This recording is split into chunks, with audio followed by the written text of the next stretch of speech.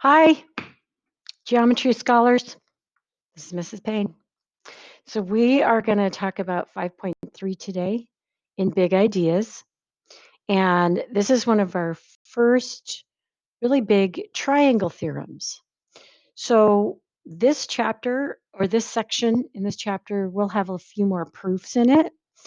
And we're going to start by proving two triangles congruent using what's called the side angle side congruence theorem. We can use this to solve other real life problems that are very handy. We're going to start by going through where this came from. So yesterday we went over congruent figures in section 2, and rigid motions from the transformations. So here is the theorem, side angle side congruence theorem. If two sides and the included angle of one triangle are congruent to two sides and the included angle of a second triangle, then the two triangles are congruent. So as you can see, the two sides that we're talking about here is BA is congruent to ED because they both have a single red tick, and CA is congruent to FD because they have two red ticks. But then when it's called the included angle, that means the angle between those two lines. So angle A is included in this triangle. Angle D is included in this triangle. Of course, here's a study tip. It says the included angle of two sides of a triangle is the angle formed by the two sides.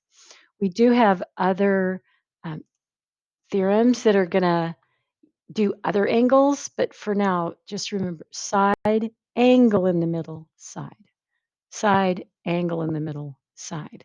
So here's a little bit of a proof. We're just going to talk through it because I'm just showing you this here. So let's say if you start with this given information, you know AB is congruent to DE, angle A is congruent to angle D, and AC is congruent to DF. What you would want to show is that those two triangles are congruent, just like we were talking about congruent polygons in section 2. So first you would translate this one so that it maps to D. Okay, so you would flip that over. You would rotate it counterclockwise so that the image coincides with DF. So first you would go from here to here, and then you would go here to here. And because DC prime is congruent to DF, right? They both have the two tick marks. The rotation maps point C to F. This rotation, then you have them right next to each other. So DF is on top of each other.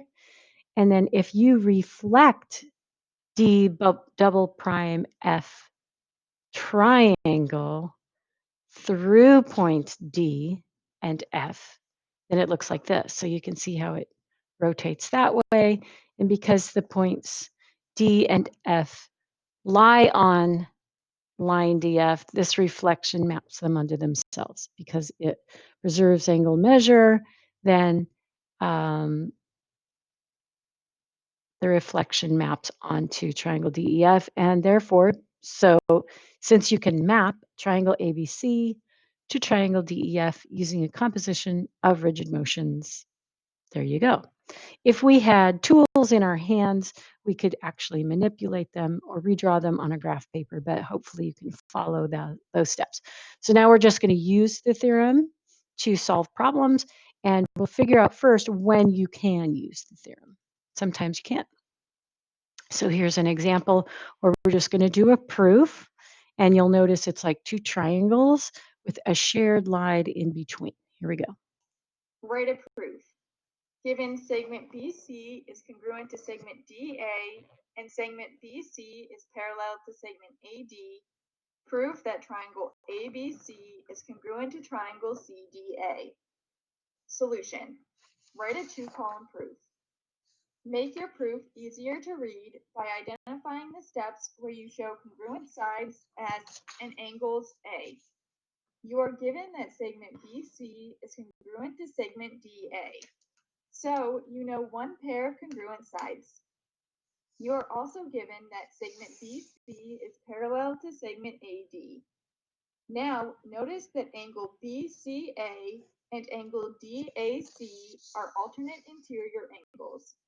So, by the alternate interior angles theorem, angle BCA is congruent to angle DAC. So, you know one pair of congruent angles. Next, by the reflexive property of congruence, segment AC is congruent to segment CA. So, you know a second pair of congruent sides.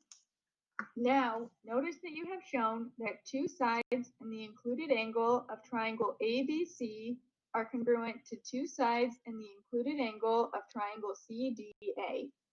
So, by the side angle side congruence theorem, triangle ABC is congruent to triangle CDA. I was hoping you could just watch through that. It is in your notes, and we are going to be writing this down. So I'm going to continue. Now, if you want to know how to use the theorem, here's another example, and this is not on our class notes. In the diagram, segment QS and segment RP pass through the center M of the circle. What can you conclude about triangle MRS and triangle MPQ? Solution. First, notice that angle PMQ and angle RMS are vertical angles. Because they are vertical angles, angle PMQ is congruent to angle RMS by the vertical angles congruence theorem. Also, all points on a circle are the same distance from the center. So segment MP, segment MQ, segment MR, and segment MS are all congruent. Now, notice that you have shown that two sides in the included angle of triangle MRS are congruent to two sides in the included angle of triangle MPQ. So, triangle MRS and triangle MPQ are congruent by the side angle side congruence theorem. And hopefully, obviously, if you had this in front of you, you would highlight, we'd do colors, and it would make sense that way. And you can rewatch it again if it didn't make sense the first time. And if it did, like, oh, yeah, that makes sense the first time, then it gives you an idea of how to use it. So you'll be looking at pictures and you'll be saying, can I figure this out? Can I use the SAS congruence theorem?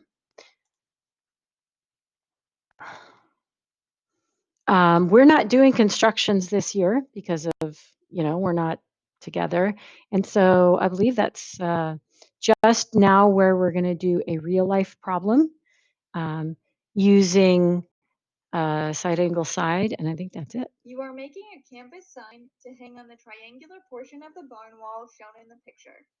You think you can use two identical triangular sheets of canvas. You know that segment RP is perpendicular to segment QS and segment PQ is congruent to segment PS. Use the side angle side congruence theorem to show that triangle PQR is congruent to triangle PSR. Solution. You are given that segment PQ is congruent to segment PS. By the reflexive property of congruence, segment RP is congruent to segment RP. Now, you are also given that segment RP is perpendicular to segment QS. By the definition of perpendicular lines, both angle RPQ and angle RPS are right angles, so they are congruent by the right angles congruence theorem. So, two pairs of sides and their included angles are congruent. So, triangle PQR and triangle PSR are congruent by the side angle side congruence theorem. So hopefully you can see this.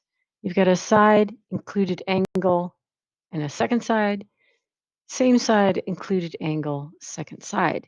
And this right here, this solution, if I asked you to write a proof, you would write the t-chart and you'd put these reasons on there and you'd put the statements here and the reasons on the other side. This is exactly the same as a 2-column proof. Don't let it scare you. We're going to do a few more examples with pictures, one proof and a couple of examples during class in those other sets of notes. And then I'm just going to have you work in big ideas so you can get a handle on these problems.